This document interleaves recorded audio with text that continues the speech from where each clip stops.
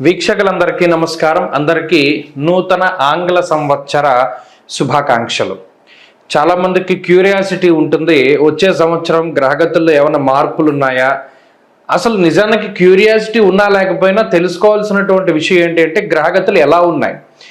ఈ దీర్ఘ సంచార గ్రహాలను బట్టి చూసేటువంటి ఈ సంవత్సర ఫలితాల్లో ఈ 2025వ సంవత్సరం జనవరి 1వ తారీఖు నుండి డిసెంబర్ 31 వరకు ఏ గ్రహాల తాలూకు అనుకూలత, ఏ గ్రహాల తాలూకు ప్రతికూలత మన మీద ఉంది అని తెలుసుకోవడం ద్వారా ఒక నిర్దిష్టమైనటువంటి ఒక ఆలోచన వస్తుంది.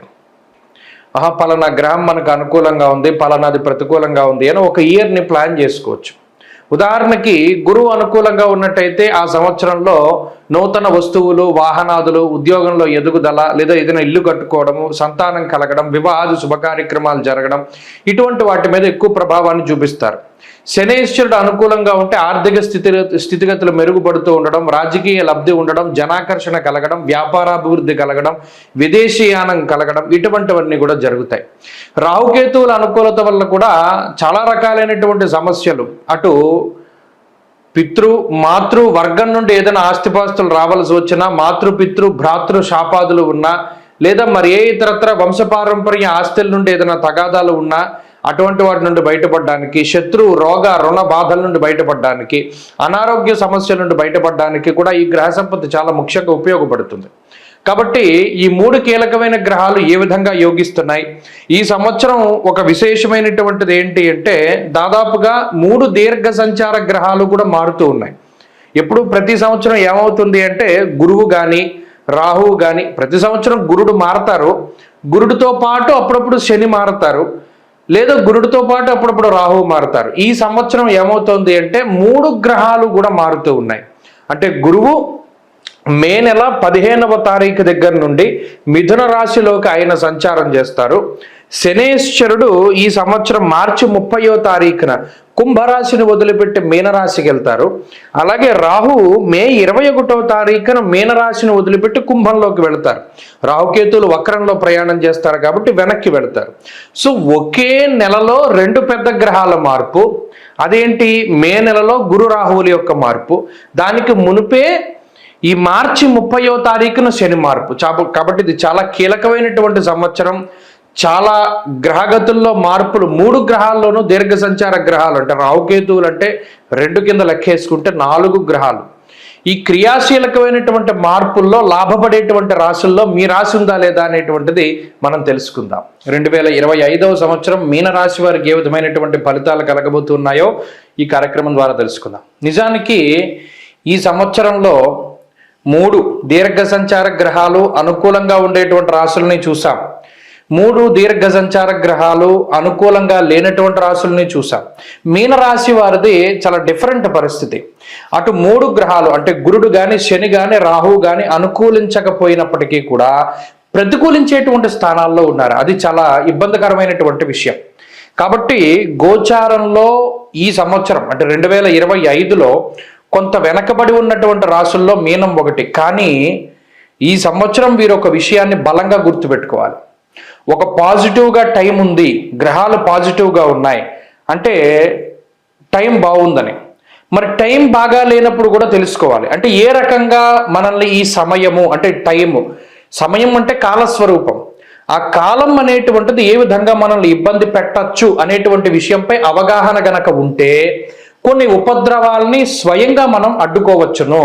అంటే ఉదాహరణకి తేజోహ నిర్మతిర్భ్రంశో మనఃపీడ అభయంతదా శని జన్మరాశిలో సంచారం చేసేటప్పుడు వ్యసనములు అలవాటవుతాయి. అంటే ఏదో ఒక చిన్నది హ్యాబిట్గా మొదలై అది వ్యసనంగా మారుతుంది. ఆ వ్యసనం వల్ల జీవితం ఇబ్బంది పడేటువంటి పరిస్థితులు ఉంటాయి అని మనకు ఒక విషయం తెలిసింది అనుకోండి, దాన్ని అంత్యనిష్ఠూరం కన్నా ఆదినిష్ఠూరం మేలని చెప్పి దాన్ని అడ్డుకట్ట వేయడానికి అవకాశం ఉంటుంది. ఆ రకంగా ప్రయోజనాలు చేకూరుతాయి. అంతేగాని సరే మీనరాశికి బాగాలేదని చెప్పారు కదా, మనం ఈ వీడియో మార్చేద్దాం, మీనం బాగుందన్న వీడియో చూద్దాం. చాలామంది అలాగే ఇబ్బంది పడ్డారు.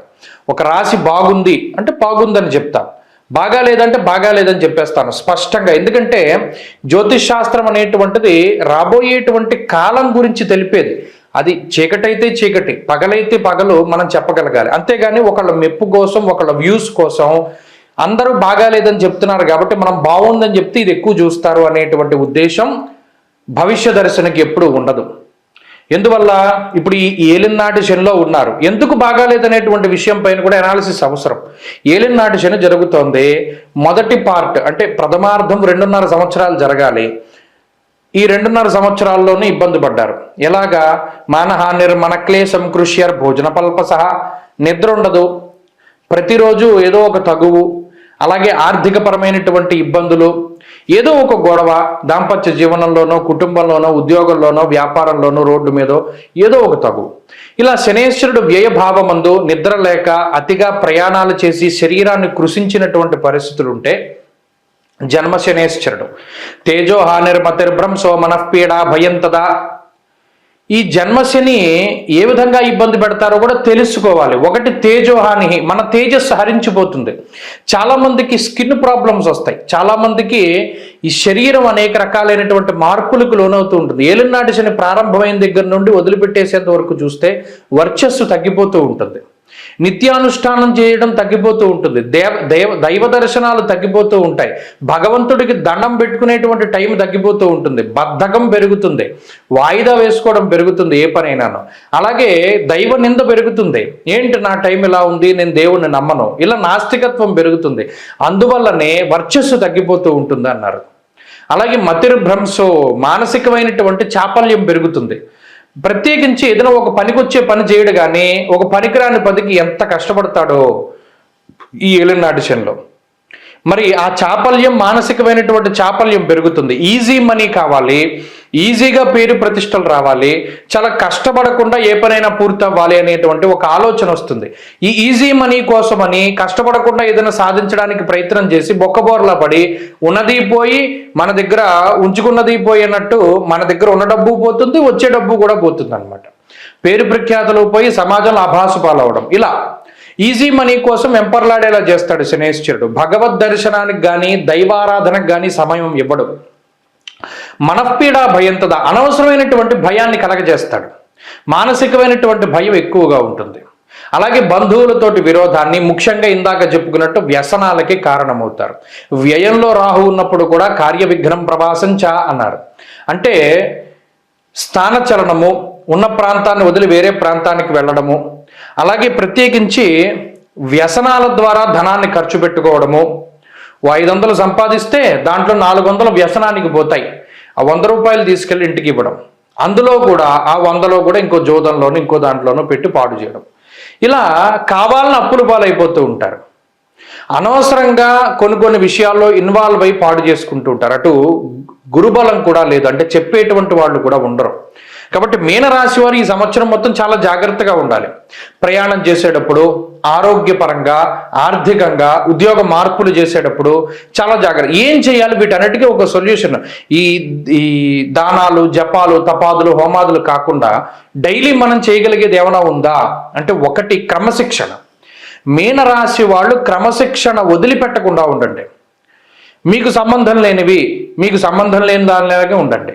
మీకు రానిది నాకు రాదని చెప్పేయండి. మొహమాటానికి వెళ్ళకండి. ఏదైనా ఒక నిర్ణయం కఠినంగా తీసుకుంటే దాన్ని ఫాలో అవ్వండి. అలాగే ప్రత్యేకించి వ్యసనాల జోలికి వెళ్లకుండా ఉండడానికి ప్రయత్నం చేయండి. అంతేకాక చెప్పుడు మాటలు వినకండి, మౌనంగా ఉండండి. ఎంత తక్కువ మాట్లాడితే అంత మంచిది. తక్కువగా తినండి, తక్కువగా మాట్లాడండి, తక్కువగా పడుకోండి, తక్కువగా వ్యాయామం చేయండి. వీటి ద్వారా ఏలినాటి శని ఏమీ చేయలేదు. మీరు ఎన్ని దానాలు చేసినా, ఎన్ని హోమాదులు జపాదులు చేసినారా అనేటువంటి ఫలితం వీటి వల్ల వస్తుంది, క్రమశిక్షణ వల్ల వస్తుంది. రేపు చేయాల్సిన పని వాళ్ళే పూర్తి చేసుకోండి. ప్రెషర్ తగ్గించుకోండి, రుణాన్ని పెంచుకోకండి. శక్తిని మించి ఏది కూడా అహంకారానికి పోకుండా అవసరానికై ఖర్చు పెట్టండి, ఆడంబరానికి ఖర్చు పెట్టకండి. ఇవన్నీ కూడా మీరు క్రమశిక్షణతోటి మెలగగలిగితే మంచి ఫలితాలు వస్తాయి. ఎందుకంటే 3 దీర్ఘ సంచారం ప్రతికూల గ్రహాలుగా ఉన్నాయి కదా, 3 దీర్ఘ సంచార గ్రహాలు ప్రతికూలంగా ఉన్నాయి. జాతకంలో దశాంతర దశలు బాగుంటే ఇది యోగిస్తుంది. జాతకంలో కూడా దశలు బాగా లేకపోతే మరీ ఇబ్బంది పడిపోతారు. కాబట్టి చాలా జాగ్రత్తగా క్రమశిక్షణతోటి జీవనాన్ని సాగిస్తే ఈ గ్రహస్థితి ఏమీ చేయలేదు. అన్నిటినీ కూడా మనం మానవుడు సంకల్పం చేస్తే సాధించలేనిదంటూ ఏదీ లేదు. కాబట్టి భయపడకుండా ధైర్యంగా ఉండి ఎదుర్కోవడానికి ప్రయత్నం చేస్తే అన్ని మంచి ఫలితాలు వస్తాయి. మరి దైవ బలాన్ని కూడా పెంచుకోవడానికి ఏం చేయాలి? ఇందాక నేను చెప్పినట్టు శని ఆదివారాలు ఎప్పుడు వస్తే అప్పుడు మద్యం, మాంసం వీటిని వదిలిపెట్టేసేయండి. చెప్పులు వేసుకోకుండా శనివారం ప్రత్యేకించి నడుస్తూ ఉండండి. నూనె పదార్థాలు బయటవి తినకండి. శనివారం, ఆదివారం 2 రోజులు కూడా ఏకభుక్తం చేయండి. సాధ్యమైనంత వరకు ఉడకబెట్టినటువంటి పదార్థాలను మాత్రమే ఆ 2 రోజులు తినడానికి ప్రయత్నం చేయండి. ప్రతిరోజు ఆంజనేయ స్వామి సింధూరం తప్పనిసరిగా పెట్టుకోండి. ఇంత బొట్టు పెట్టుకోండి. ఆంజనేయ స్వామి బొట్టు కనబడితే గ్రహపీడలు ఏమీ చెయ్యవు. అలాగే ప్రతిరోజు హనుమాన్ చాలీసా చదవండి. ఈ గ్రహస్థితి మీనరాశి వాళ్ళని ఏమీ చేయలేదు. ఖచ్చితంగా ఇవి 41 రోజులు కానీ 42 రోజులు కానీ పాటించి చూడండి. నిజానికి ఇప్పటికే ఏదైనా బాధపడుతూ ఉంటే వాటి నుండి బయటపడడానికి చక్కటి అవకాశం వస్తుంది. స్వస్తి.